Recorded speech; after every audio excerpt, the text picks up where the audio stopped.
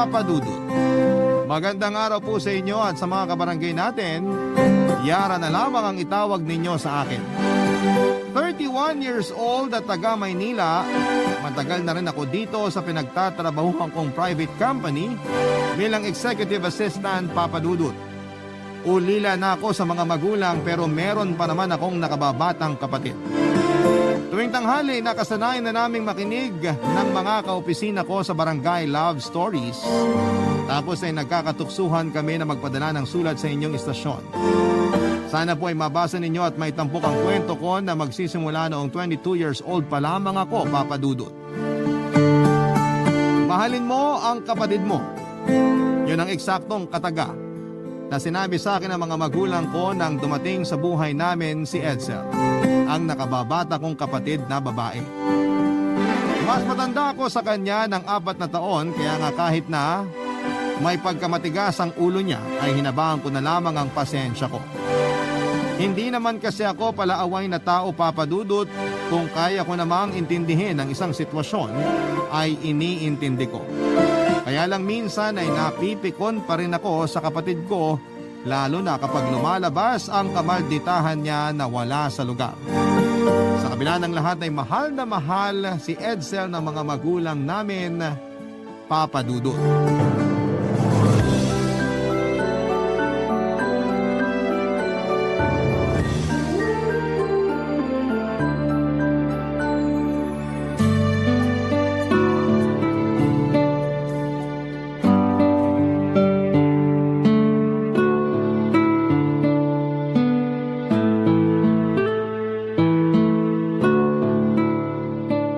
Yara, wala pa ba si Edsel? Wala pa, Nay. Ang tagal naman nun. Inutusan ko lang bumili ng yelo sa tindahan eh. Baka tindahan sa kabilang barangay yung pinagbilhan ng anak mong yun. Tay naman eh. Puro ka talaga biro. Hay nako, walang nakakatawa sa biro mo, Nestor. Sobra ka naman, Sonia. Nung araw kapag binibiro kita, ang bilis mong tumawa. Nung araw yon, hindi na ngayon. Tsaka kita mong naiinip na nga ako kahihintay sa pagdating ng bunso mo, tapos magbibiro ka pa dyan? Masyado ka naman. Ano masyado ko? Nay, wag na po kayo mag-away ni Tatay. Ano po ba yung binili nyo para sa birthday ni Edsel? Pansit lang, nak. Tsaka itong cake dun sa bakery. Para naman makapag-ihip ng kandila yung kapatid mo ngayong birthday niya. Sigurado po ako na matutuwa si Edsel niyan. O teka, parang nandiyan na siya. Oh, eto na. Pauwi na lang ako galing school. Ite-text niyo pa ako para utusang bumili ng yelo. Tapos 3 pa? Ang bigat kaya. Ikaw naman. Nakisuyo lang si nanay eh. Ayaw mo nun? May malamig tayong inumin? Akin na yung 2. Tulungan na kita. Happy birthday to you. Happy birthday to you. Oh, bakit may pa-cake pa kayo? Siyempre, birthday mo ngayon, di ba? Akala mo siguro nakalimutan na namin. Kailangan pa ba yun? Corny nyo naman? Edsel, bakit ka naman ganyan? Pagod kasi ako sa school tapos kung ano-anong kalokohan pa yung naisip ninyo. Gusto lang naming i-celebrate yung birthday mo. Espesyal yung araw na to kasi debut mo, anak. Debo ko nga, pero bakit yan lang yung handa ko? Ha? Ay meron pa dun sa mesa. May pansit pa dun, saka yung siomay na binibenta ng nanay mo. Pansit? Ayoko nun. Gusto ko spaghetti. Tsaka sawang-sawa na ako kakakain ng siomay, no? Mapupurga na yata ako dyan, Tay. Ganun ba? Pasensya ka na kasi yan lang nakayanan ng kinita ko. Pansit at cake lang muna. Lagi naman kayong ganyan, Tay eh. Sino nagdebo na ganyan lang yung handa? Siguradong pagtatawanan ako ng mga kaklase ko kapag nalaman nila yan. Edsel naman, pinaghirapan ng tatay mo yung pinambili sa mga pagkain to. Ayoko nga kasi niyan. Anong ayaw mo? Maswerte ka na nga na may handa ka ngayong birthday mo. Yung iba nga dyan walang kahit na ano pero marunong pa rin magpasalamat. Sila yun, hindi ako. Magkaibang tao kami kaya bakit ako magpapasalamat sa pakik at pansit na yan? Mukha rin hindi naman masarap. Sumusobra ka na talaga. Yara, huwag mo nang patulan ng kapatid mo. Kung ayaw mo, itatabi na lang namin, nak. Huwag niyong itabi. Kainin niyo kasi sayang naman. Pero ayokong kumain yan. Hoy! Saan ka pupunta, babae ka? Ilalapag ko lang tong bag ko tapos aalis din ako. Sinabihan kasi ako ng mga barkada ko na naghanda sila para sa birthday ko. Doon na lang ako pupunta kasi sigurado ako na masarap yung mga pagkain na hinanda nila. Eh, di doon ka pumunta. Total, wala ka namang utang na loob.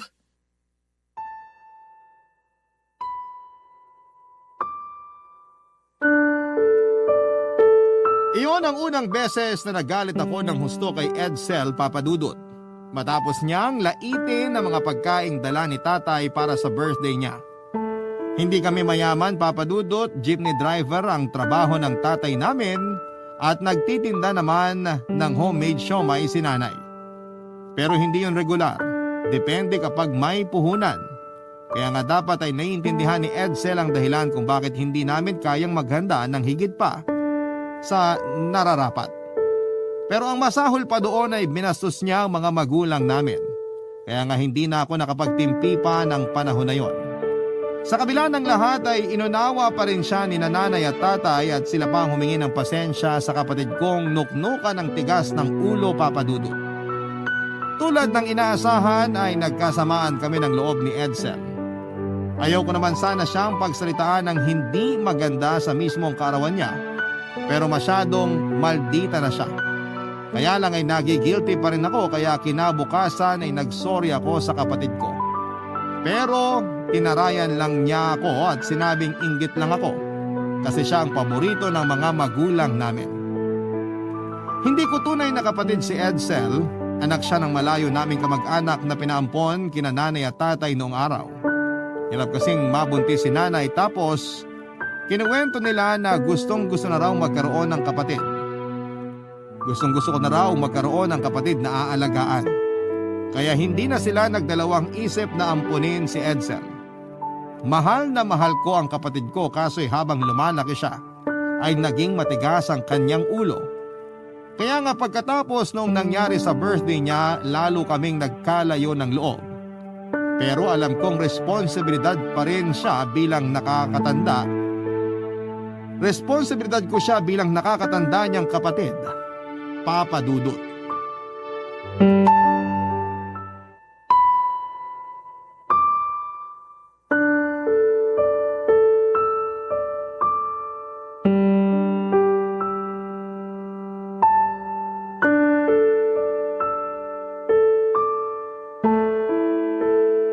Edsel, bakit naman puro bagsak tong grades mo sa class card? Malamang, ang hirap kaya ng mga subject na yan. Ang sabihin mo, baka hindi ka lang nag-aaral. Balita ko, hindi ka raw pumapasok sa klase mo ah.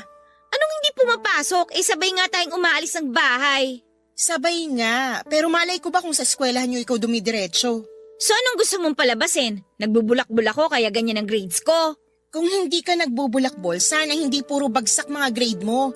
Tapos, mukhang wala ka pang plano ipakita kina nanay at tatay kasi tagun-tago rito sa drawer mo. Oh. Wala ka nang pakialam dun, no? Tsaka bakit ba kasi masyado kang pakialamera? Hirap talaga ng walang sariling kwarto. Gusto ko lang naman kumustahin yung pag-aaral mo. Hindi ako pakialamera. Oh, ayan. Nakumusta mo na. Okay ka na. Tapos na. Tago mo na lang ulit yung mga class card ko, ha? Kasi kapag nakita pa yan ni nanay, baka pagalitan pa ako nun. Ipapakita ko talaga to kina nanay at tatay. Anong sabi mo? Karapatan nilang malaman yung grades ng paborito nilang anak. Ganyan ba talaga kapag naiinggit? Pwede ba? Hindi ako naiinggit sa'yo. Inggit ka sa akin kasi ako yung paboritong anak ni nanay at tatay. Kaya gusto mo pagalitan nila ako, di ba? Hindi totoo yan. Gusto ko lang malaman nila yung nangyayari sa'yo para mapagsabihan ka nila. Siyempre, mga magulang natin sila eh. Sila yung nagpapaaral sa atin kaya may karapatan silang malaman lalo na yung grades mo. Ayoko nga sabihin sa kanila kasi baka pagalitan nila ako. Ikaw ate, gustong-gusto mo talaga akong pinapagalitan ano? Kahit ikaw, lagi mo akong pinagagalitan. Hindi totoo yan. Tsaka, ikaw lang naman gumagawa ng dahilan kung bakit nagagalit kami sa'yo.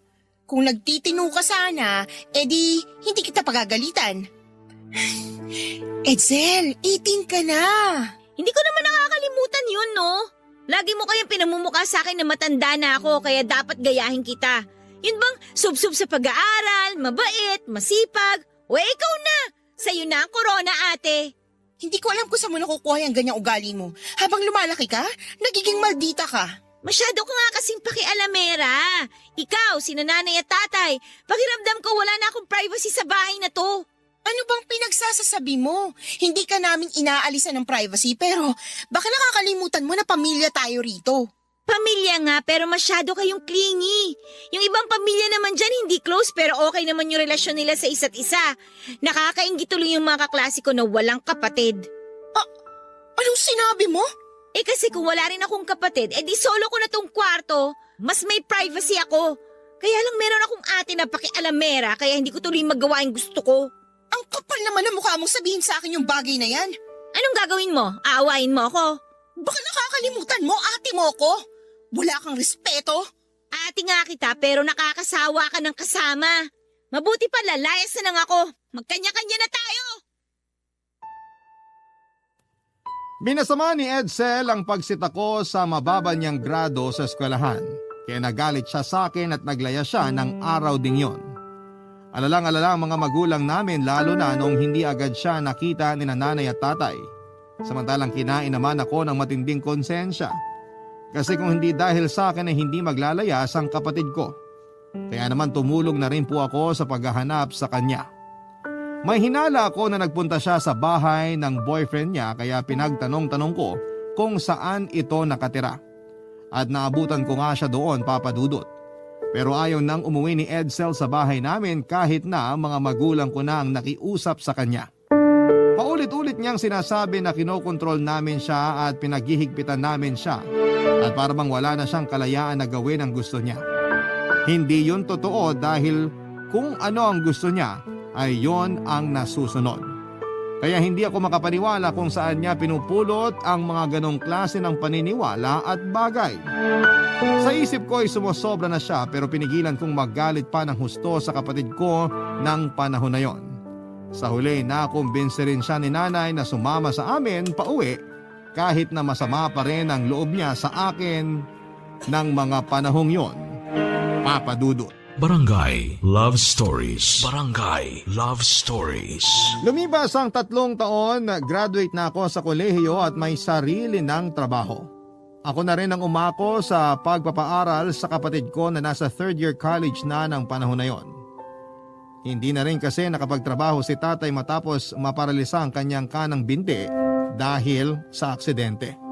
Kaya nasa bahay na lamang sila ni nanay at magkatulong na gumagawa ng siomai na binebenta nila sa tapat ng bahay namin o di kaya ay pinapa-order ko sa opisina namin at sa online.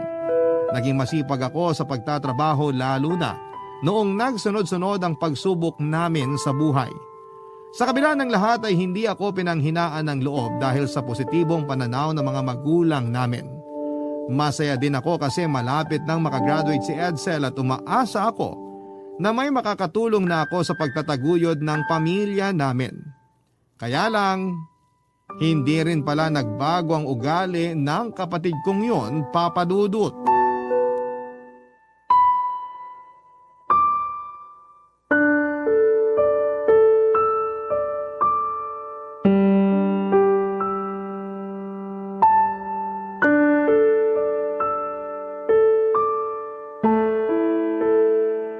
Nak, pwede bang makikiabot ng tubig? Medyo nauuhaw na kasi ako. Tay naman eh. Kita niyong busy ako tapos utusan niyo ako. Nagsa-cellphone ka lang naman. Pwede mo namang iwan yan sandali. Sa ayoko eh. Huwag mo naman akong sigawan, Nak. Kung bakit naman kasi hindi na lang kayo yung kumuha ng tubig niyo? Simpleng bagay lang inuutos niyo pa sa akin. Ay, kung nandito lang sana nanay mo, hindi naman ako makikisuyo sa'yo. Ayun na naman kayo eh. Kukonsensyahin niyo na naman ako. Sige na po, panalo na kayo. Nakonsensyahan niyo na ako kaya kukuha ko na kayo ng tubig. Hi, Tay! Nakauwi na po ako. Oh, na yung tubig mo. Salamat, Nak. Storbo masyado. Sandali nga, tama ba yung narinig ko, Edsel? Hindi ka naman siguro bingin, no, te? Kapal ng mukha mo, babae ka. Kanina si tatay yung pinagsasalitaan mo ng hindi maganda tapos ngayon ako naman yung sinasagot-sagot mo? Malamang nagtanong ka, di ba? So sinagot ko lang. Ano bang problema doon? Sige nga. Yang ugali mo yung problema ko. Akala ko kasi nagbago ka na pero parang lalo kang lumala. Hindi na tama yung ginagawa mo ah. Ano bang tama? Yung ginagawa mo? Kasi palagi naman ganun, di ba? Ikaw yung tama, tapos ako yung mali. Huwag mong ibahin yung usapan. Ayan ka na naman sa ugali mong ikaw ang biktima kahit nakasalanan mo naman. Sigurado ako kung nandito si nanay, paggagalitan ka nun sa ginawa mo kay tatay. Eh naman ginagawa ko kay tatay? Sinunod ko lang naman yung sinabi niya na ikuha ko siya ng tubig ah. Yara, tama naman si Edsel. Kinuha niya naman ako ng tubig. Hindi ako naniniwala, tay. Alam ko na bago sumunod yung babae na yan, nagdabog muna yan. Baka nga kung ano-ano pang hindi magandang salita yung sinabi niyan sa'yo eh. Galing mo naman pala manghula. Hindi ako nanghula. Malakas lang yung kutob ko na totoo yun base sa naabutan ko. O edi sige, ikaw na nga ang tama. Kainis naman kasi yung si tatay eh. Panay utos. Ano ba ako sa bahay na to? Katulong? Nag-aaral ka pero di mo ginagamit yung utak mo, no? Nakita mo ba yung kondisyon ni tatay? Kasi kung oo, sana alam mo na mahirap sa kanya na magparuot pa rito kaya nga nakikisuyo siya sa atin. Mahirap pang gawin yun, eh magulang mo naman yan. Eh sa busy nga kasi ako. Kahit na gaano ka pa ka-busy, dapat mas naiintindihan mo yung sitwasyon ni tatay. Yara, Edsel, bakit kayo nag-aaway? Yang kasing anak niyo masyadong matabilang dila, Nay. Ako na naman. O sige, ako na lang lagi may kasalanan. Ako na lang para masaya kayo. Mga buwisit.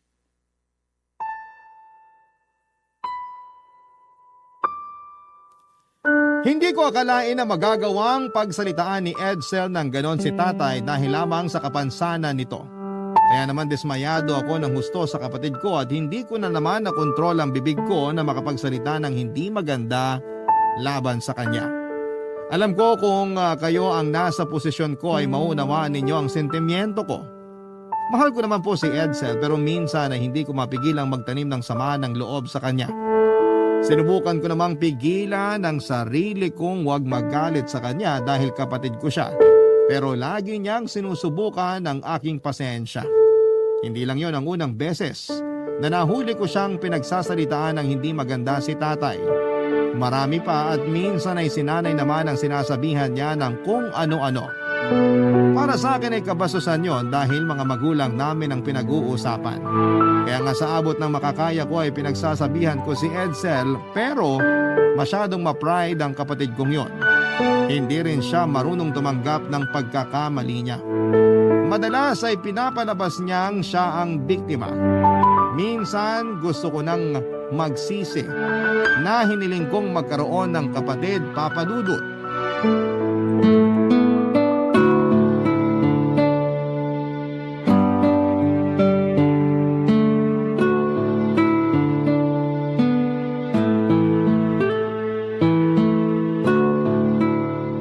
Parang ang lalim ng iniisip mo, Naka. Malalim po talaga, Nay. Kaya ka ba hindi makatulog? Opo, tsaka inaantay ko pa si Edsel. Hindi nagre-reply sa mga text at chat ko eh. Ay, napapansin ko na nitong nakaraan, napapadala siyang pag-uwi ng gabi niyang kapatid mo. Kapag tinatanong ko kung saan siya galing, sa mga barkada lang daw niya, gumawa raw sila ng project. Hindi ko po alam kung maniniwala pa ako kay Edsel. Ilang beses na kasi siyang nagsinungaling sa atin. Pero 'di ba, gano'n naman sa kolehiyo, maraming ginagawa. Ikaw nga rin dati, minsan madaling araw ka na umuuwi. Totoo naman po yun, pero kasi... Ewan ko po ba? Ayoko lang masayang yung perang ginagastos ko para sa pag-aaral niya kasi babaliwalain niya lang sa dulo. Pasensya ka na kung ikaw yung kailangang sumalo ng mga gastusin sa pag-aaral ng kapatid mo, ha? Tapos ikaw rin yung madalas na nagbabahid ng mga bills at bumibili ng pagkain natin dito sa bahay. Isama mo na yung gamot ng tatay mo. Nay, ayos lang po yun. Isang taon na lang naman, makakagraduate na si Edsel. Gagaan na yung pinagkakagastusan ko kasi makakatulong ko na siya sa pagtatrabaho.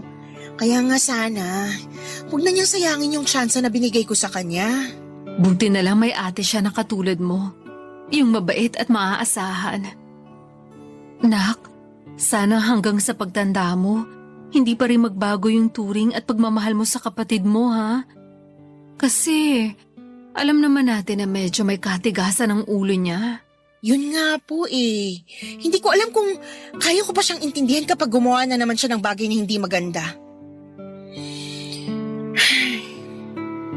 Mahal ko naman po si Edsel kasi kapatid ko siya, Nay. Pero hindi ko po siya maintindihan.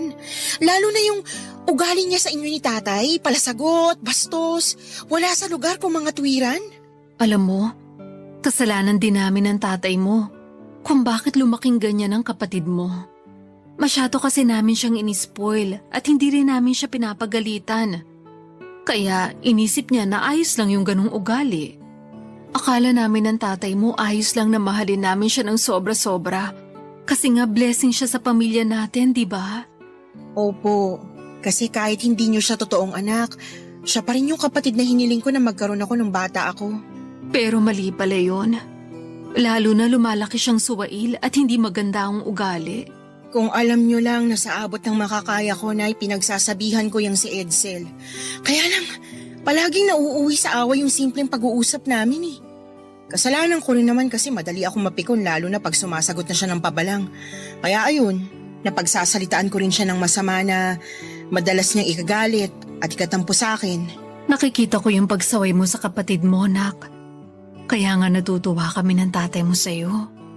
Pero sana, kahit mahirap disiplinahin si Edsel, wag na wag mo siyang susukuan, ha? Kayo na lang kasi yung magkasama kapag nawala na kami ng tatay mo sa mundo. Kayo na lang yung magkakampi. Nay naman, wag niyo naman pong sabihin yan. Hindi pa kayo pwedeng mawala ni tatay. Marami pa po tayong pangarap na tutuparin. Oo, alam ko. Pero hindi natin hawak ang mga buhay natin. Diyos lang ang nakakaalam kung kailan niya tayo kukunin at pagpapahingahin. Kaya nga habang malakas pa ako, nagbibili na ako. Yara, mahalin mo ang kapatid mo.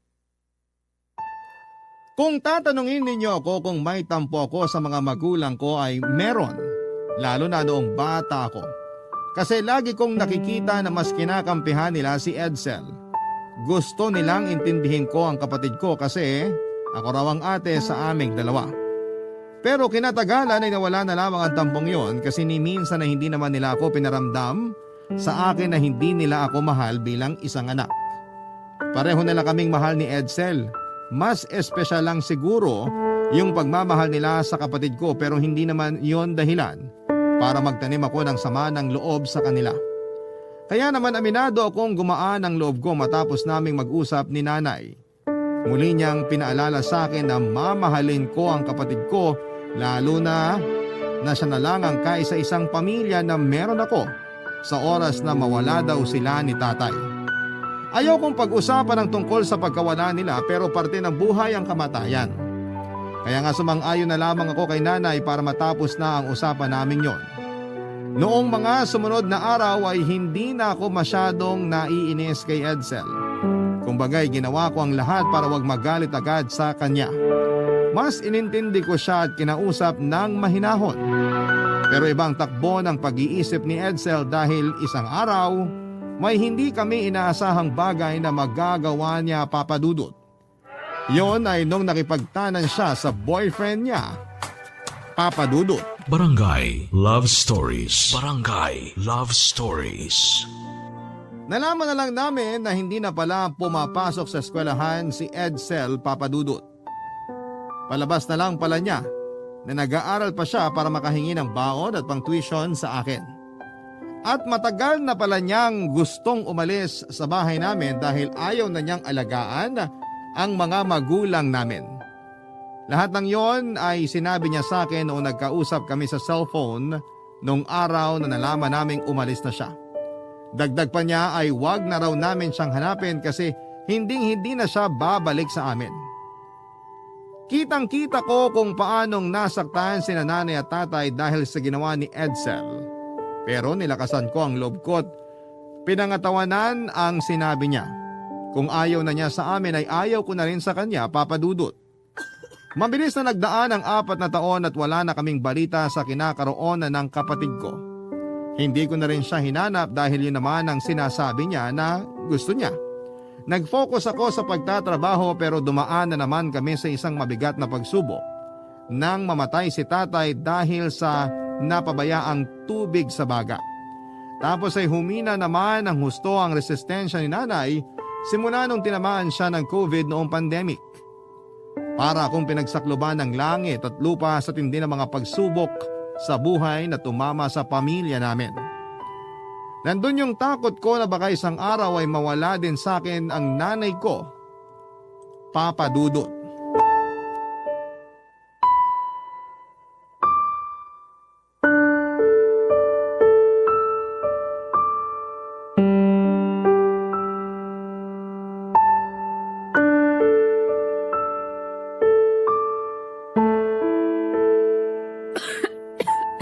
Nay, magtubig po muna kayo. Salamat, nak. Ayos na ako. Sigurado po kayo? Oo naman. Nag-aalala kasi ako. Baka po kasi lumala yung ubo nyo tapos COVID na pala. Katulad nung nangyari sa inyo noon. Buti na lang naagapan natin. Huwag ka nang mag-alala. Natuyuan lang ako ng pawis kasi ang dami kong ginawa sa bahay kanina nung nasa trabaho ka. Naglaba ako, nagmap ng sahig at nagpalit ng mga kurtina. Doon din baka nakalanghap ako ng alikabok. Nay naman eh. Dapat hindi kayo masyadong nagpagod. Pwede ko naman po yung gawin kapag day off ko. Naiinip kasi ako dito sa bahay, nak. Dati nung buhay pa ang tatay mo, palagi kami nagkukwentuhan noon kaya hindi ako masyadong naiinip. Kaso wala na siya. Tapos iniwan na rin tayo ni Edsel. Ay, hanggang ngayon ba wala pa rin balita kung nasaan ang kapatid mo? Hindi ko naman po siya hinahanap, Nay. Yara naman. Akala ko ba sabi mo sa akin nung nakaraan susubukan mo siyang hanapin.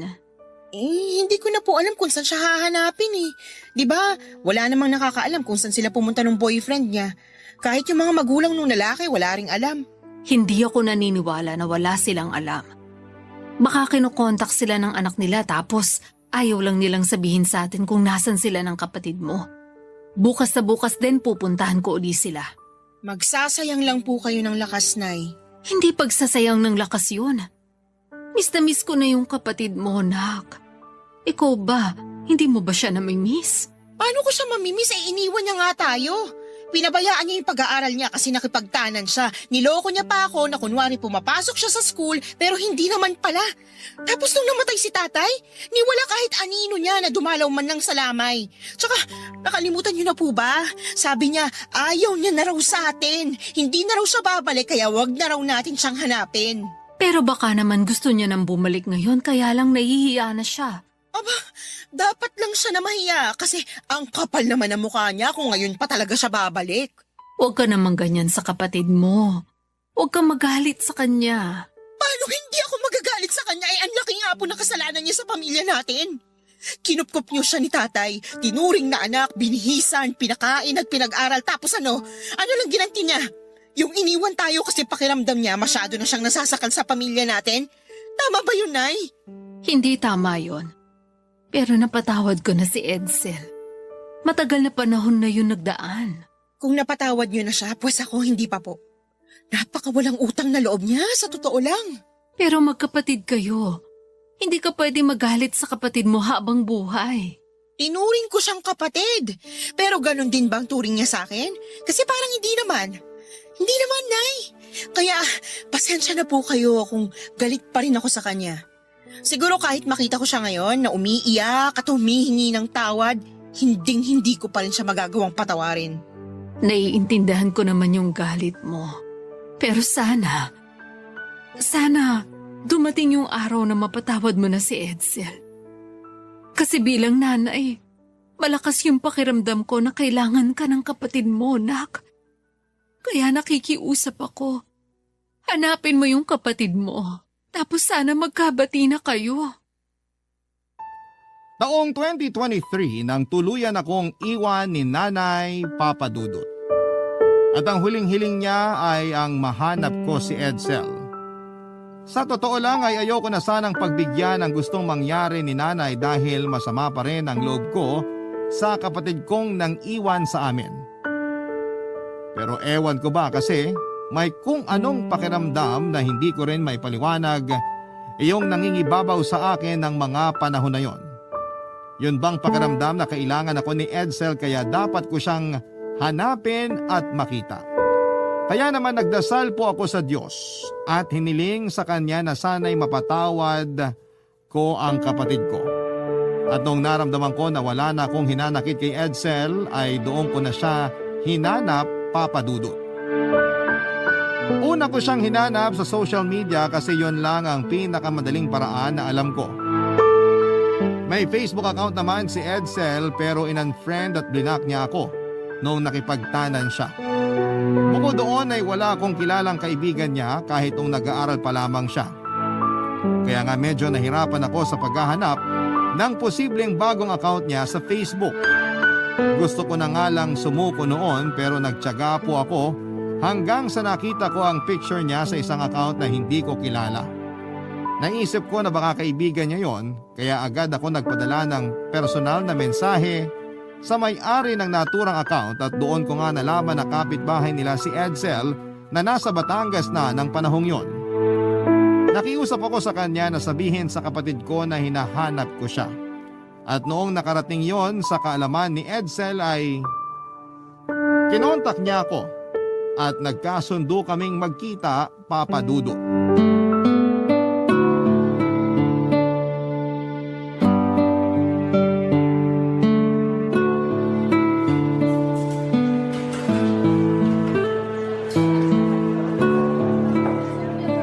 Ate Yara! Namiss kita! Namiss din kita, Edsel. Kumusta ka na ba? Bakit parang ang payat mo? Nagkasakit kasi ako eh. Kaka-recover ko lang. Trangkaso lang naman pero ilang araw din ako nakahiga lang sa higaan namin. Pero ayos na ako, huwag kang mag-alala. Ikaw, kumusta ka naman? Hindi ko masabing okay lang ako kasi mag-isa na lang ako sa buhay. Ha? Ay, nasan si nanay at tatay? Wala na sila. Patay na sila. Ano? Kailan pa? Bago mag-pandemic namatay si tatay dahil sa napabayaang tubig sa baga. Si nanay nitong 2023 lang. Humina kasi resistensya niya nung nagka-COVID siya. Lagi siyang nagkakasakit kaya ayun. Sorry ate ha, hindi ko alam. Kung alam ko lang sana. Sana nakadalaw man lang ako sa burol nila. Pasensya ka na talaga ha. Alam mo ba, na bago nawala si nanay, sinabi niya sa akin na hanapin daw kita. Kasi kahit iniwan mo kami noon, magkapatid pa rin tayo. Tungkol sa bagay na yan. Hanggang ngayon hindi pa rin ako makapaniwala na hinanap mo ko ate. Akala ko kasi galit ka sa akin nung umalis ako eh. Nagalit ako sa'yo pero naisip ko na tama si nanay. Kapatid pa rin kita kahit na anong mangyari at ikaw na lang yung pamilyang meron ako. Kaya napatawad na kita. Hindi ko naman kaya magtanim ng galit sa'yo eh. Malaki yung pagsisisi ko kasi naging masamang anak ako kina nanay at tatay. At naging masamang kapatid ako sa iyo ate. Kaya siguro kinarma ako sa mga kasalanan ko sa inyo. Anong ibig mo sabihin? Hindi rin kami nagtagal nung kinasama ko. Iniwan din niya ako pagkapanganak ko sa pangalawang anak namin. Pero bago pa yun, hindi na talaga kami okay. Madalas niya akong binubugbog tsaka pinagsasalitaan ng hindi maganda. Harap-harapan din niyang pinamumuka sa akin na hindi na niya ako mahal. Kaya nga nung sumama siya sa bago niyang babae, hinayaan ko na siya. Inako ko na lang yung pagiging single parent sa mga anak namin. Pero hindi pa natapos dun yung karma ko ate. Kasi 2 buwan pagkatapos akong iwanan ng tatay ng mga anak ko, may nangyari naman sa bunso ko ate. Ano nangyari?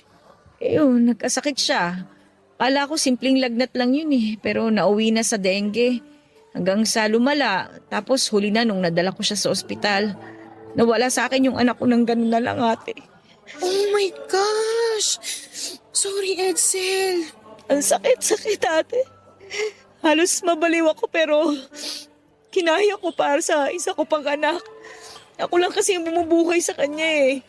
Kung ano-ano na nga lang yung trabaho na pinasok ko para kumita lang ng pera. Bakit hindi ka umuwi sa atin? Sana kinontak mo kami nila nanay para kahit papano natulungan ka namin. Inahihiya naman kasi ako dahil ang laki ng kasalanan ko sa inyo. Pakiramdam ko wala na ako mukhang ihaharap sa mga magulang natin. Pati na rin sa'yo ate. Kasalanan ko naman kasi masyado ako naging suwail eh. Simula nung nalaman ko na ampon lang ako, nilayo ko na yung loob ko sa inyo. Akala ko kasi yun yung magandang gawin eh. Kasi hindi nyo naman ako totoong pamilya. Pero masyado pala ako naging makasarili kaya nasaktan ko kayo. Sorry ate ah. Sorry talaga. Wala na yun. Okay na yun. Pinatawad na kita, di ba? Sigurado ako na matagal ka na rin napatawad ng mga magulang natin. Tsaka, mas importante yung ngayon. Masaya ako na nahanap na kita. Ako rin, ate. Masayang masaya rin ako na nagkita ulit tayo.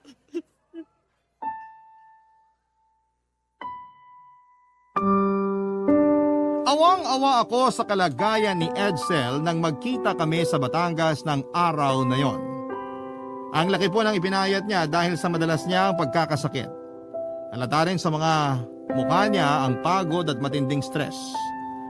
At nung makita ko nga siyang umiiyak at humingi ng tawad sa akin ay tuluyan ng lumambot ang puso ko para sa kapatid ko. Parang nawala bigla yung galit at tampo ko sa kanya. At naalala ko na siya pa rin ang kapatid ko na hiniling kong magkaroon ako noong bata pa ako. Kaya nga simula ng araw na yon ay pinangako ko sa sarili ko na poprotektahan ko si Edsel at ang anak niya, Papa Dudut. Isinama ko sa Maynila si Edsel at ang pamangkin ko. Tumira kami sa dati naming bahay noon at naipaayos ko na yon kahit papaano. Masayang masaya po ako kasi hindi na ako nag-iisa sa bahay namin dahil kasama ko na ang kapatid ko. Tinulungan ko po na makapagsimulang muli ng maliit na tindahan si Edsel na unti-unti nga pong napalago. Yun po ang pinagkakakitaan niya habang inaalagaan ang kanyang anak. Ako naman ay kasalukuyang employed sa isang private company. Kung tatanungin ninyo ako kung may plano akong mag-asawa ay meron naman po. Pero hindi ko po yun priority sa ngayon. Gusto ko pa kasing sulitin yung mga sandali na kasama ko si Edsel katulad doong maliliit pa lamang kami. Alam ko po sa puso ko na masaya ang mga magulang namin dahil magkasama na kami ng kapatid ko, Papa Dudut. Hanggang dito na lamang ang sulat ko at sana ay mapili po ninyong i-ere sa inyong istasyon at kapulutan ng aral at inspirasyon ng mga kabarangay natin. Maraming salamat and God bless po sa inyong lahat. Ang inyong forever kapuso at kabarangay, Yara. Dear Papa Dudut, magandang araw po sa inyo at sa mga kabarangay natin na katulad kong avid listener ng Barangay Love Stories. Paborito ko na talaga kayo noon pa man. At halos napakinggan ko na karamihan sa mga istorya ninyo sa radyo at online. May iba nga na binabalik-balikan ko pa dahil sobrang ganda talaga. Kaso'y natigil na lamang yung madalas kong pagtutok sa inyo noong may pinagdaanan kami ng Mr. Kong si Ronan. Masasabi ko na medyo mabigat yon, Papa Dudut, kaya naisip kong magpadala ng sulat sa inyo upang kahit papaano ay mapayuhan ninyo ako. Bago ang lahat, ay tawagin nyo na lamang po ako sa pangalang Marialyn. 30 years old na ako sa ngayon at kasalukuyang work from home insurance agent. Nangungupahan kami rito sa Mandaluyong at isa namang forma ng asawa ko. Sa trabaho niya ay may pagkakataon na nadidestino siya sa malayo at nakakauwi lang sa akin kapag tapos na ang project nila. Masipag si Ronan at wala akong masabi sa kanya pagdating sa bagay na yon. O doon ay 7 taon ko siyang boyfriend bago kami kinasal. Kaya kilala na siya ng mga magulang ko, Papa Dudut. Sa loob ng 7 taong yon ay minsan ay hindi kami nagsama ni Ronan sa isang kama kasi takot ang mga magulang ko na baka may mangyari sa amin, lalo na nung nag-aaral pa lamang kaming dalawa noong magsimula ang relasyon namin. Pero noong nakaraang taon ay hindi sinasadyang nahuli kami ni Mami na naghahalikan sa kwarto ko na nakalimutan ko pang ilak. Gulat na gulat noon si Mami at sinabi niya kaagad kay Daddy. Mariin nilang sinabi na dapat na kaming ikasal, Papa Dudut. Kaya naman kinausap nila kami ng masinsinan at nagplano na para sa kasal namin ni Ronan.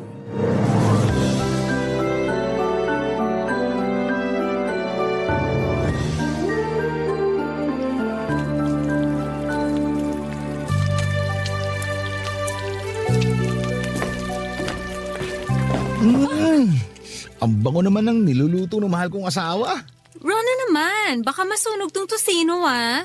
Hindi yan masusunog. Halu-haluin mo lang. Marunong ka pa sa akin. ako kaya yung nagluluto, tapos ikaw nakayakap lang sa akin. Namiss kita eh. Pagising ko, wala ka na sa tabi ko. Ano kaya yun? Anong kaya yun?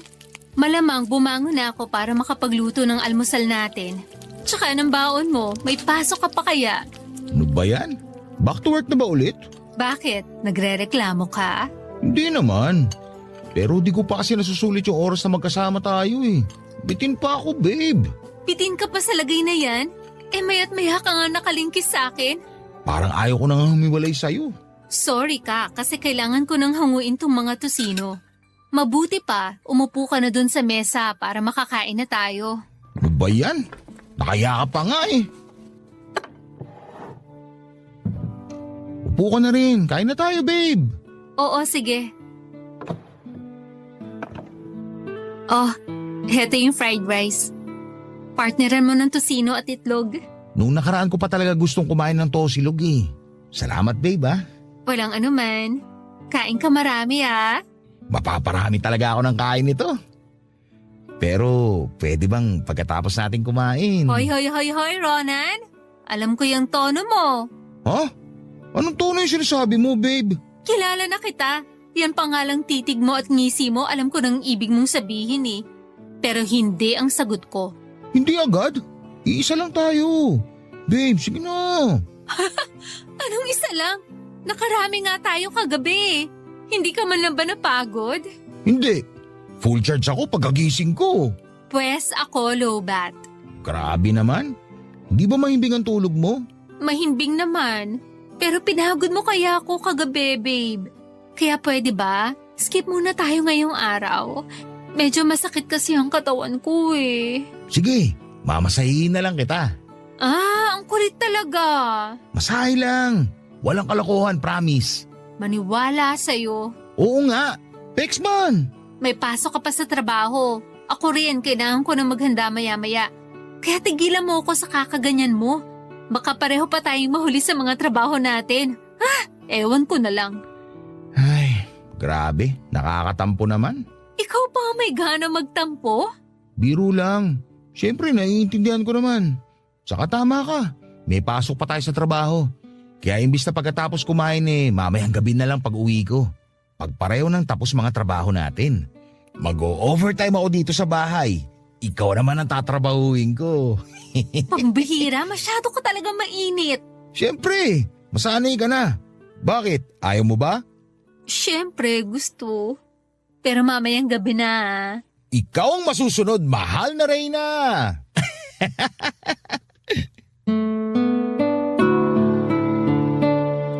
At dahil nga po sa inapuran na ng mga magulang ko ay kinasal kami ni Ronan sa Huwes pagkaraan ng 3 buwan at nagsama na kami sa iisang bubong. Dahil sa restrictions sa amin ng parents ko ay halatang sabik na sabik kami sa isa't isa matapos naming ikasal. Ang totoo, Papa Dudut, ay ayaw pa talaga naming bumuo ng pamilya pero gustong gusto na naming magsama sa iisang bubong. At hindi yon mangyayari kung hindi kami ikakasal. Makalumang tao kasi ang parents ko hanggang ngayon ay naniniwala pa rin sila na kailangan munang ikasal ang lalaki at babae bago magsama. 5 buwan ang mabilis na lumipas. Masasabi kong mas lalong naging mainit ang pagsasama namin ng mister ko, lalo na pagdating sa kama. Gwapo si Ronan, kahawig niya si Arthur Surinam. Kaya lang ay madalas hadlang sa pagsasama namin yung trabaho niya. Katulad nung nadestino siya sa Ilocos Sur dahil Romeliebo siya sa isang foreman doon kaya LDR kami ng halos 2 buwan. Pero 3 araw pa lang ay miss na namin ang isa't isa. Isang gabi matapos may mangyari sa amin ni Ronan habang nasa video chat. Nabanggit niya yung pantasya niya na gustong gusto niyang gawin namin. At yon na yung pagkakaroon ng iba pang taong makakasama namin. Nung una ay naasiwa ako kasi bakit kami magpapasali ng ibang tao sa pinaka-intimate na bahagi ng buhay namin bilang mag-asawa. Bukod doon ay parang hindi ko masikmura na makitang may ibang kasiping ang mister ko. Pero sinabi sa akin ni Ronan na hindi raw siya titikim ng ibang babae dahil ako raw ang titikim ng ibang lalaki. Ipinaliwanag niya sa akin na wala namang magbabago sa pagsasama naming mag-asawa pagkatapos ng mga mangyayari kung sakali.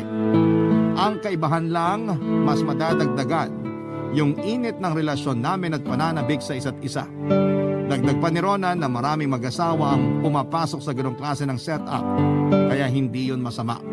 Sa huli ay nakumbinsin na rin niya ako, kaya nagsimula na kaming kumausap ng mga lalaki na pwede naming makasama. Doon namin nakilala ang isang lalaki na itago na lang natin sa pangalang Drake. Single, maayos ang trabaho at naghahanap lang ng thrill sa buhay niya, Papa Dudut.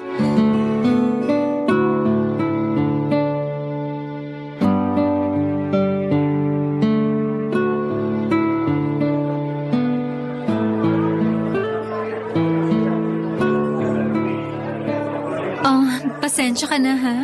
Kasi first time pa lang namin gagawin to ng asawa ko, kaya medyo kabado ako. Tapos hindi ko pa siya kasama ngayon. Ayos lang, naiintindihan ko naman. Buti nga sinipot mo pa rin ako kasi yung iba dyan, biglang umaatras yung tapang kapag meet up na. Muntik ko na kayang i-cancel yung meetup natin, pero in-encourage ako ni Rona na makipagkita sa'yo. Tsaka mukha ka mabait para Indianin. Pero matanong ko lang, sabi mo sa chat natin hindi mo to first time. Yun bang makikipag-hook up sa mga may asawa? Totoo ba yun? Totoo naman yun. Pero siguro pangatlong beses ko palang tong gagawin. Busy din kasi ako sa trabaho. Pero sure ka bang wala kang girlfriend? Oo naman. Mahirap na, baka kasi maging komplikado pa. Baka mamaya ayaw niya yung ginagawa ko. Ako rin naman nung una ayoko. Pero mapilit yung mister ko eh. Gustong gusto raw niya talagang subukan namin. Wala namang kaso yun kasi may iba rin akong kilalang mag-asawa na ginagawa yung bagay na to. Yung isa pa nga dun, niyaya na ako. Hindi lang ako umoo. Kasi ayokong pumatol sa mga kakilala ko. Gusto ko yung katulad nyo ni Ronan. Yung bang ngayon ko palang nakilala. Sa bagay, parang ang awkward naman nun kung kakilala mo tapos magkikita kayo para gumimik. Oo, pero depende naman sa'yo yun. May iba kasi na patay mali siya lang pagkatapos. Kumbaga, last lang, walang halong feelings. Kaya ayos lang sa kanila. Pero kanya-kanya namang trip yun. Kumusta na pakiramdam mo ngayon? Kabado ka pa rin ba? Oo eh. Hindi ko kasi alam kung tama ba itong gagawin namin ni Ronan. Sigurado namang napag-usapan nyo na to ng masinsinan, tama? Oo. At pumayag naman ako. Pero kasi parang nakokonsensya ako. Hindi ba ako maruming babae kung magpapagalaw ako sa hindi ko asawa? Depende sa paniniwala mo yun. Pero para sa akin, hindi naman. Lalo na't may consent ka naman sa asawa mo. Isa pa, wala namang mamamagitan sa atin. Kumbaga, kayo pa rin ni Ronan yung mag-asawa. Tayo, wala lang. Minsan lang magkakasama sa kama. May punto ka. Pero hindi ko pa rin mapigilang kabahan eh. Ayos lang yan. Huwag mo na lang munang isipin yung bagay na yun para makapag-relax ka. Madaling sabihin, mahirap gawin. O sige, ganito na lang. Tanungin mo ako. Kahit ano lang, para malibang ka at para di ka nakabahan. Matagal ka na bang pumupunta rito sa cafe na to? Medyo. Paborito ko tong cafe na to eh. Ganda ng taste mo ah. Kasi ang sarap ng coffee nila. Mahilig ka rin ba sa kape? Oo. Kaya lang hindi ko naman mayaya si Ronan sa ganitong mga lugar. Kasi hindi siya mahilig sa kape. At sabi niya, puro raw matatamis yung tinitinda sa mga coffee shop. Saan kayo madalas nagde-date? Sa paborito niyang Korean restaurant. Kaso hindi ko naman hilig yung mga pagkain Koreano. Yung iba kasi doon maanghang. Tapos masyado matapang yung lasa, kaya ayoko. Tsaka nahihilo ko sa dami ng mangkok sa mesa. Talaga? Pero sumasama pa rin ako kay Ronan. Kasi nga na-enjoy niya yung pagkain. Kaya lang nakakatampo. Kasi pag ako yung nagyayaya, ayaw niya.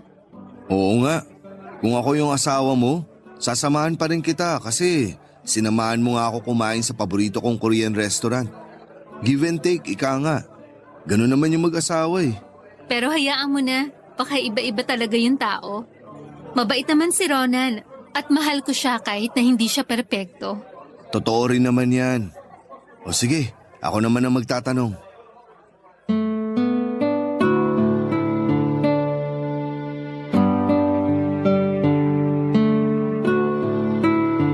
lahat ng mga nakausap namin ni Ronan, si Drake talaga yung pinaka nagustuhan ko. Bukod sa may itsura siya ay magalang din siya at masayang kausap. Patunay na nga yung first meeting namin na akala mo ay matagal na kaming magkakilala kung magkwentuhan. Naging panatag agad ang loob ko sa kanya kahit nakabado ako noon, Papa Dudut. Noong tapos na kaming kumain ni Drake ay chinat ko kagad si Ronan at sinabi sa kanya ang impression ko. Natuwa ang mister ko kasi positibo ang paglalarawan ko kay Drake. Kaya sinabi niya na mag-check-in na kami sa isang motel para doon na may mangyari sa amin. Habang papunta na kami ni Drake sa motel ay bumalik yung kaba sa dibdib ko, Papa Dudut. Tulad ng inaasahan ay naramdaman yon ni Drake kaya habang nasa sasakyan ay hinawakan niya ang kamay ko at sinimulang imasahe. Napangiti naman ako at kumalma, lalo na nung sinabi niyang huwag ako mag-overthink. Sa halip ay enjoy ko na lamang yung mangyayari sa amin. Kahit papaano ay nakaramdam ako ng excitement at lalong tumaas ang excitement na yon. Noong mapon ako ang pagkalalaki ni Drake habang nasa biyahe pa lamang kami, Papa Dudut. At nung makarating na nga kami sa motel, nag-check-in na kami at pagkatapos ay sinet up ko na yung video chat sa cellphone ko para mapanood kami ni Ronan, Papa Dudut. At doon na nga may nangyari sa amin ni Drake ng gabing yon sa loob ng isang motel. Barangay Love Stories. Barangay Love Stories. Hindi ko may paliwanag yung pakiramdam ko matapos may mangyari sa amin ni Drake noong gabing yon. Pero masaya naman ako kasi alam kong masaya din si Ronan habang pinapanood kami habang naka-video call. Pagkatapos ay hindi ako nagstay sa motel at sa halip ay nagbihis na ako at nagpaalam kay Drake na uuwi na dahil may duty pa ako kinabukasan. Pero palusot ko lamang yon dahil hindi na kasama sa usapan namin ni Ronan na magpalipas pa ako ng gabi sa lugar na yon kasama si Drake. Mabuti na lang at marami pa ring masasakyan sa labas ng motel. Kahit alanganing oras na at ligtas naman akong nakauwi sa inuupahan naming apartment, Papa Dudut, simula noon ay lalong ang tumibay ang relasyon namin ni Ronan. At kapag umuwi siya sa akin ay mas mainit ang mga tagpo na pinagsasaluhan namin. May nangyari na rin sa aming tatlo kasama si Drake at masasabi ko na pareho namin yung nagustuhan ni Ronan, Papa Dudut. Pero dahil sa demand ng trabaho niya ay hindi ko siya madalas makasama. Kaya kapag inaatake ako ng pagnanasa ay nagsasabi ako sa mister ko na gusto kong may mangyari sa amin ni Drake. Siyempre nandun pa rin yung dapat manonood siya sa amin ng live. Nung una ay naiilang pa ako na may nakatutok na kamera sa amin pero nakasanayan ko na lamang hanggang sa hinahanap-hanap ko na nga lang, Papa Dudut.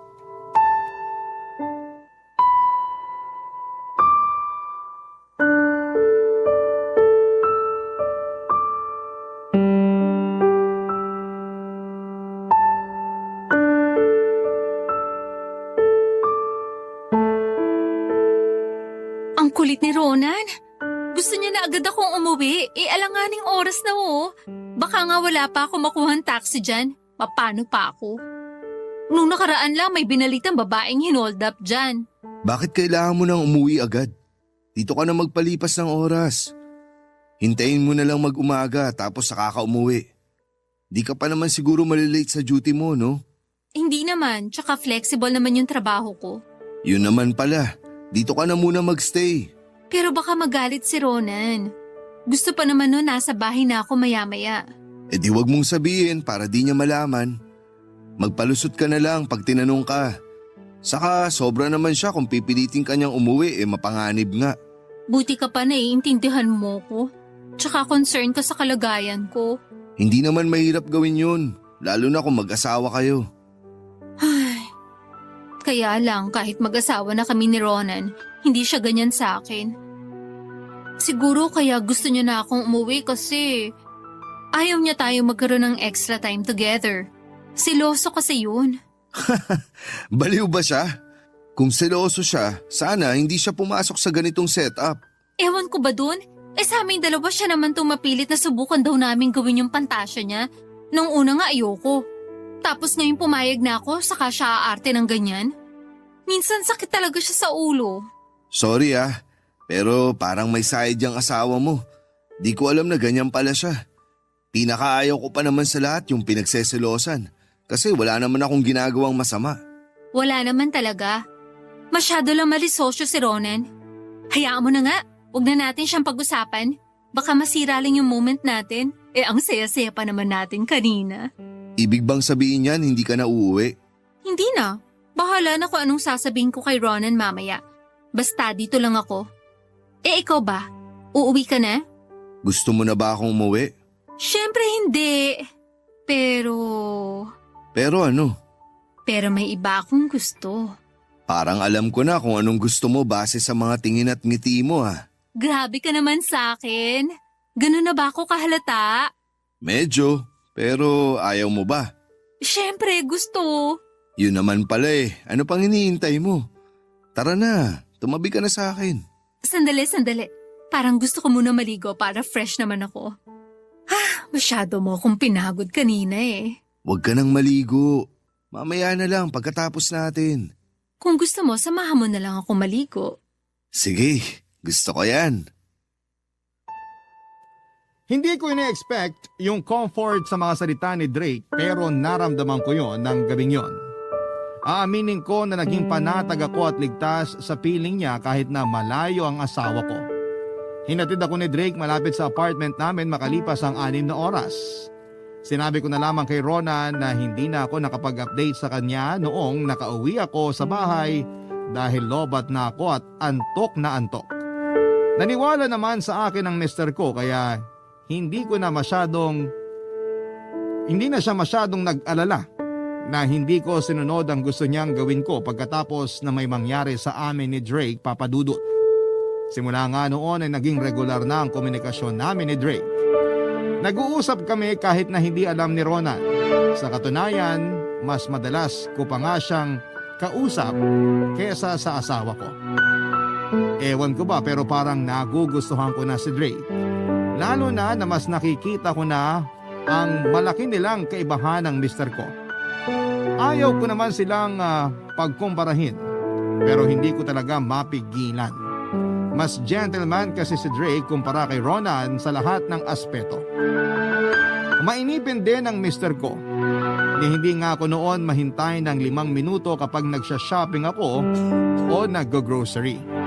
Kaya kahit nung hindi pa kami kasal ay ayoko talaga siyang kasama na mag-mall. Bukod doon ay hindi athletic si Ronan katulad ni Drake. Kaya hindi ko rin siya sinasama kapag sumasali ako sa mga marathon kasi madali siyang mapagod at madalas na magreklamo. Naaaburdo lamang ako kaya nga sobrang na-enjoy ko nakausap si Drake dahil pareho kami ng mga gusto. Kumbaga'y nagkakaintindihan kami. Simula noon ay lumalim yung feelings ko para kay Drake. Kasabay noon ang biglaang pagtabang ng relasyon namin ng mister ko, Papa Dudut.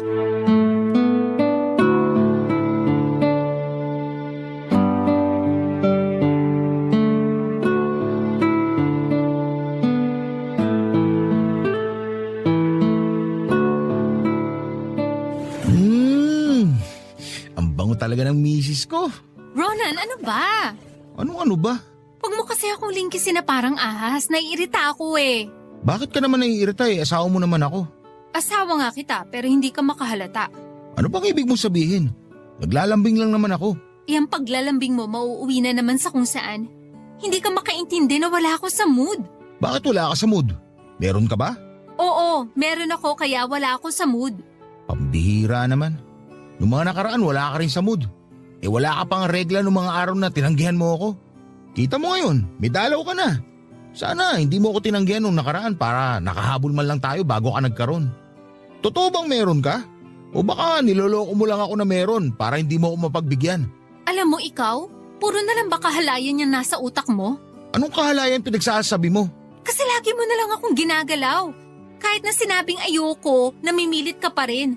Kapag sinabi kong pagod ako, hindi ka naman nakikinig. Minsan kahit mahimbing ang tulog ko, nangangalabit ka Bakit ngayon nagre-reklamo ka na? Dati naman ayos lang sa'yo. Basta, ayaw lang kita makatabi sa kama. Huwag mo rin akong hahawakan at hahalikan. May iba ka nang gustong hawakan na talikan, ganun ba? Ano? Anong ano? Tanong ko, sagutin mo. May ibang lalaki ka na, ano? Wala akong ibang lalaki. Kung wala, bakit todo iwas ka sa akin? Baka nakakalimutan mo. Asawa mo ako. May karapatan ako sa'yo at dyan sa katawan mo. Asawa mo lang ako pero hindi mo ako pag-aari. Ang kapal naman ng mukha mong sabihin sa akin yan. Hindi mo na ako nirespeto. Kasi kung may respeto ka sa akin, hindi mo ako tatratuhin ng ganyan. Napakabastos mo. Kahit na ano pang sabihin mo, hindi ako naniniwala na wala kang iba. Kasi kung wala, hindi ka mag-iinarte ng ganyan. Kilala kita, Maria Lynn. Alam ko kapag nagsisinungaling ka. Kaya sabihin mo na yung totoo. O sige, sasabihin ko na. Total, gusto mo namang malaman, di ba? Sinong lalaki mo? Sino pa nga ba? E di si Drake? Walang hiya ka? Pasensya ka na, babe. Hindi ko sinasadya. Ikaw ang walang hiya sa ating dalawa kasi sinaktan mo ako, Ronan. Wag na wag mo ako matatawag na babe kasi galit ako sa'yo. Ikaw pa may karapatang magalit sa akin eh. Ikaw na nga itong may iba. Hindi pa kami ni Drake pero nagugustuhan ko na siya. Pero paano nangyari yun? Siguro kasi dahil mas mabait at mas caring si Drake kesa sa'yo. Nire-respeto niya ako. Hindi niya ako pinipilit kapag ayoko. Pero ikaw, kabaliktaran ka niya. Bidang-bida si Drake sa'yo ah. Ipapaalala ko lang na extra lang siya sa relasyon natin. Ako may karapatan sa'yo. Asawa kita. Asawa mo nga ako pero hindi ko naman yun nararamdaman.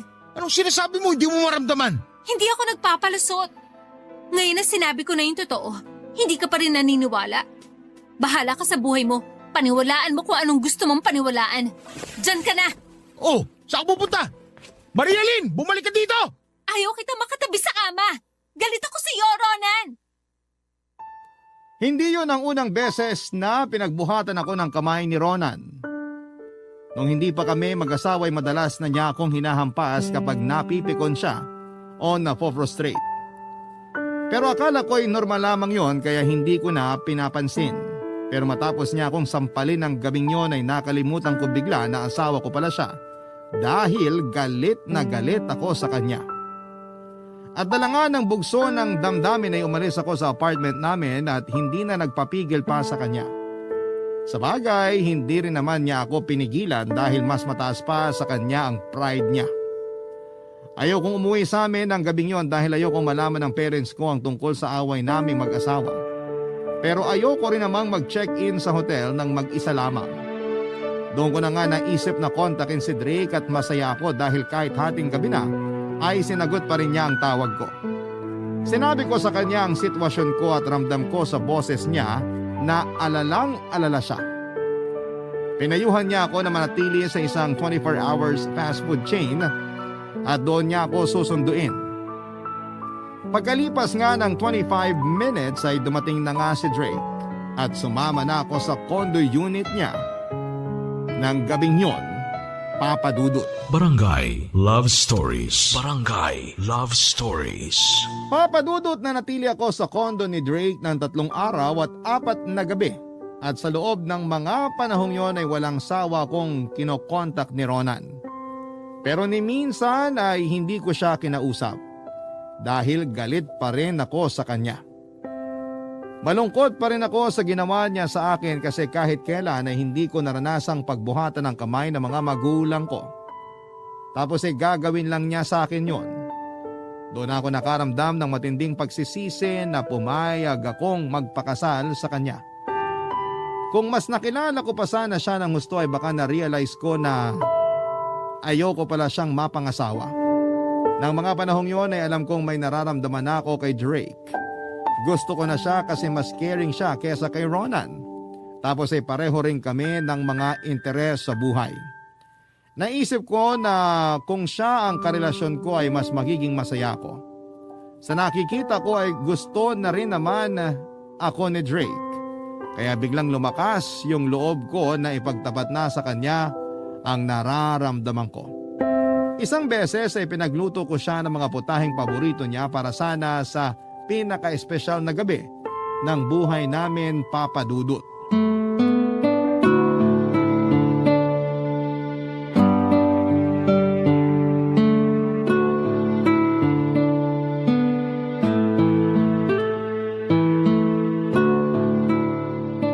Wow! Means Lubusan ko lang sinabi sa'yo na gusto ko ng bulalo. Pinagluto mo na ako. At kuwang-kuwa mo pa yung luto ng mama ko.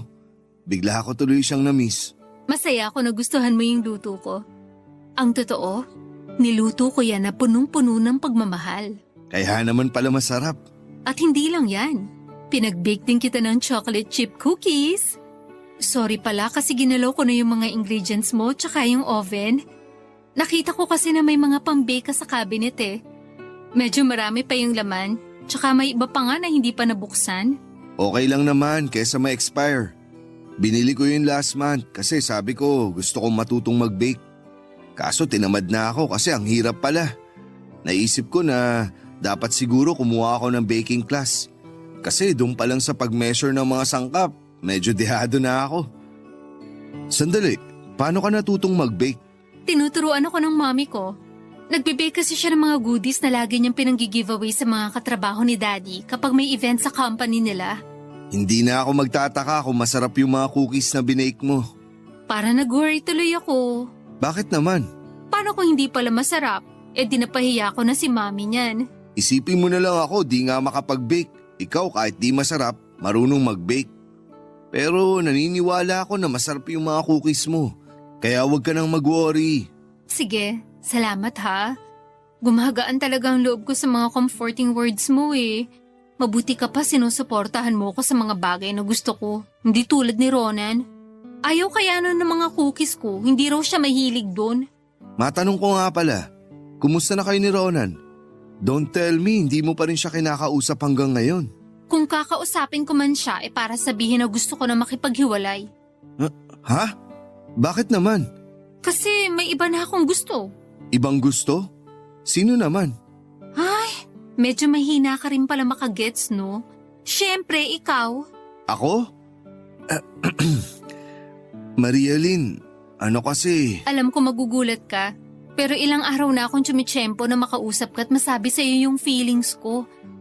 Gusto kita, Drake. Hindi lang pala gusto kasi mahal na kita. Baka naman nabibigla ka lang sa sinasabi mo ha?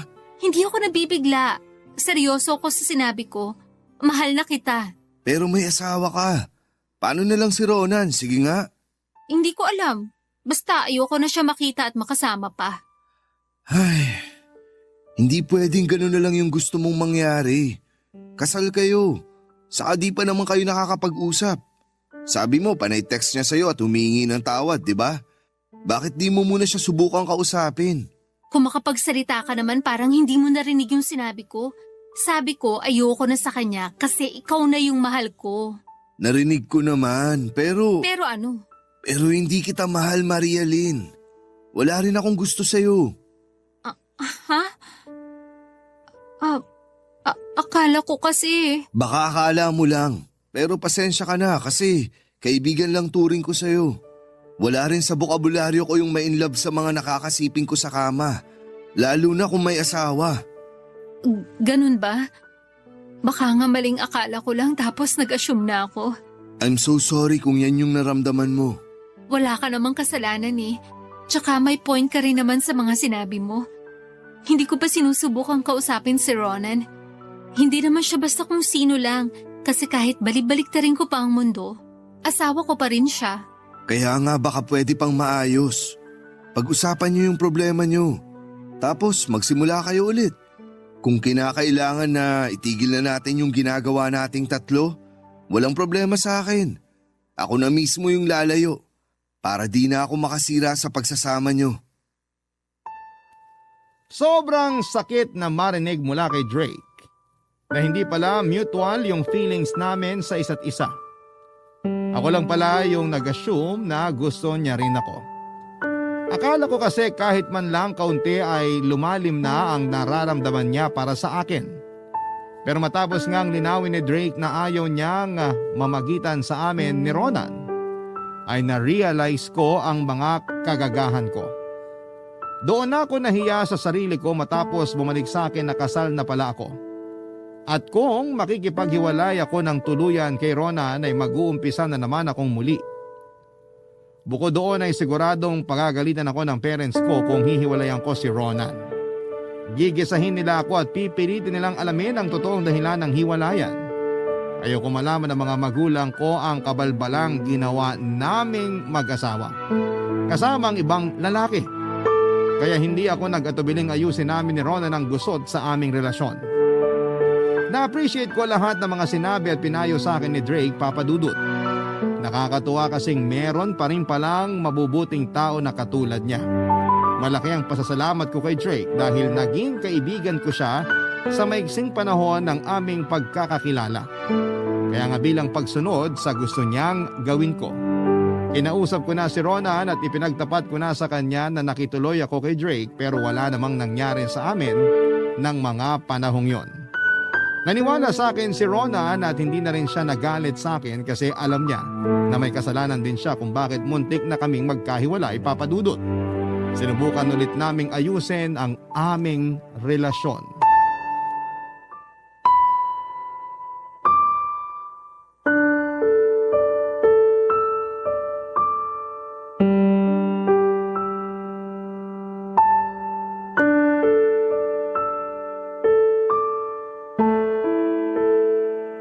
Sorry talaga, babe. Kasi nasaktan kita sa mga ginawa ko. Hindi ko na inisip yung nararamdaman mo. Masyado ako naging manhid. Tapos, pinilit pa kitang gawin yung mga ayaw mong gawin. Wala na tayong magagawa doon. Nangyari na yon. Ang mahalaga, na-realize mo na yung mga mali mo. At saka hindi lang naman ikaw yung may kasalanan kung bakit muntik na tayo maghiwalay eh. Ako rin naman, kasi nagkagusto ko kay Drake. Pero mabuti na lang natauhan ako kasi pinarealize na sa akin na kasal pala tayo. Salamat talaga at mabuting tao si Drake. Buti na lang din, sa kanya ka nakituloy nung umalis ka dito sa bahay natin. Hindi ko talaga alam kung saan ka hahanapin eh. Alam ko kasi na hindi ka naman umuwi sa bahay ng mga magulang mo. Nahihiya kasi ako kay na mommy at daddy. Ayoko malaman nila yung away natin. At sigurado ako na pagagalitan nila tayo ng husto kapag nalaman pa nila yung pinaggagawa natin. Oo nga eh. Bigla tuloy ako nahiya kasi ako yung nag-udyok sa'yo na gawin natin yun. Sorry talaga. Okay na nga kasi nakaraan na yun. Tsaka pumayag din naman ako. Hindi mo rin naman ako pinabayaan. Kaso hindi lang talaga naging okay. At nag-meet siya pa para muntik na tayo maghiwalay. Kaya nga baka sign na yun na itigil na natin yung ginagawa nating yun. Ititigil na talaga natin kasi ayokong magkagusto ka sa ibang lalaki. Kung alam mo lang na para akong masisira ng ulo nung sinabi mong gusto mo na si Drake. Sorry sa bagay na yun, babe. Masyado lang ako nadala ng emosyon ko. Nung narealize ko nga yung kagagahan kong yun, munti ko nang sampalin ng sarili ko kasi paano ko naatim na ipagpalit yung mahigit 7 taon nating relasyon sa lalaking nun ko lang nakilala. Naisip ko na baka nabigla lang ako kaya ako nasabi yun. Nagalit lang ako sa'yo kasi sinampal mo ko. Tungkol nga pala ron, pangako, hindi na kita sasaktan. Mas magiging maingat na rin ako sa mga kilos at mga sasabihin ko sa'yo. Kung sakali namang masaktan ulit kita sa mga salita ko, sabihin mo kaagad sa akin para alam ko kung paano itatama ang sarili ko. Ayos ba yun sa'yo? Ayos na ayos. Pero sana ganyan ka pa rin sa akin kasi hindi naman ako perpektong asawa. Nagkakamali din ako, babe. Pero para sa akin, ikaw na yung pinaka-perpektong asawa. Kaya nga mahal na mahal kita. Sorry ulit. Sorry talaga kasi kamunti ko na masira yung pagsasama natin dahil sa akin. Hindi ko lang talaga mapigilan makonsensya dahil sa nangyari. Isipin mo na lang na pareho tayong may kasalanan at pananagutan. Ngayon na nagkapatawaran na tayo at nangako mas magiging mabuting asawa sa isa't isa, huwag ka na makonsensya. Isantabi na lang natin yung mga nangyari at magsimula tayo ng panibago. Hindi pa naman huli ang lahat para sa atin, di ba? Oo naman. Yan din talaga yung gusto kong mangyari, babe. Yung magsimula ulit tayo para sa pamilya natin. Halika nga rito. Payakap ako. I love you, babe. I miss you. I love you too. Miss na miss kita. Ay, naku babe. Bakit? Naisip ko lang kung gaano ako kaswerte sa'yo. Naku, parang binubola mo naman ako eh. Hindi kita binobola. Nagsasabi lang ako ng totoo. Sobrang swerte ko sa'yo. Kaya hindi ako magsasawang ulit-uliting sabihin sa'yo na I love you. I love you more, babe. Siguro nga ay naging sabik lang ako sa atensyon ni Drake kaya nakalimutan kong may asawa na pala ako.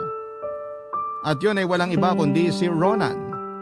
At pagkatapos nga ng mga pinagdaanan namin ay masasabi kong tumibay ng gusto ang aming relasyon.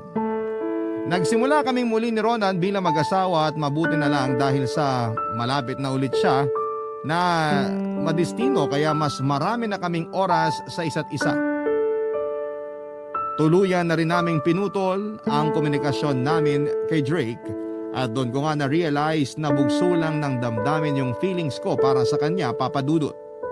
Nagplano na po kaming magka-baby ni Ronan at dininig naman yun ng Diyos nang mabuntis ako. Pero muling na-assign sa malayo ang trabaho ng mister ko kaya wala na naman siya sa tabi ko habang nagbubuntis ako. At dahil likas ang pagiging emosyonal sa mga nagdadalang tao ay nagtampo ako ng husto kay Ronan dahilan para kumausap na naman ako ng ibang lalaki online. At doon ko nga nakilala si Ethan. Mahigit 2 linggo na kaming nag-uusap ni Ethan at nung una ay friendly chat lamang kami. Hanggang nauwi na sa landian at nagsimula na rin akong magpadala ng mga malalaswang larawan ko sa kanya.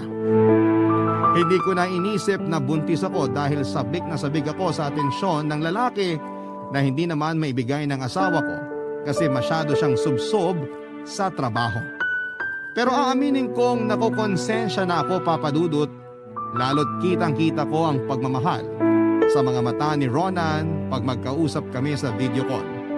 Lagi niyang sinasabi na hindi na siya makapaghintay na makauwi sa amin para makapiling ako at ang baby sa sinapupunan ko. Sana po ay mabigyan ninyo ako ng payo. Hanggang dito na lamang po ang sulat ko, Papa Dudut. Malaking bagay po sa akin na mapili po ninyong i-air ang kwento ko sa Barangay Love Stories. God bless po sa inyong istasyon. Ang inyong forever kapuso at kabarangay na nalilito, Marialyn.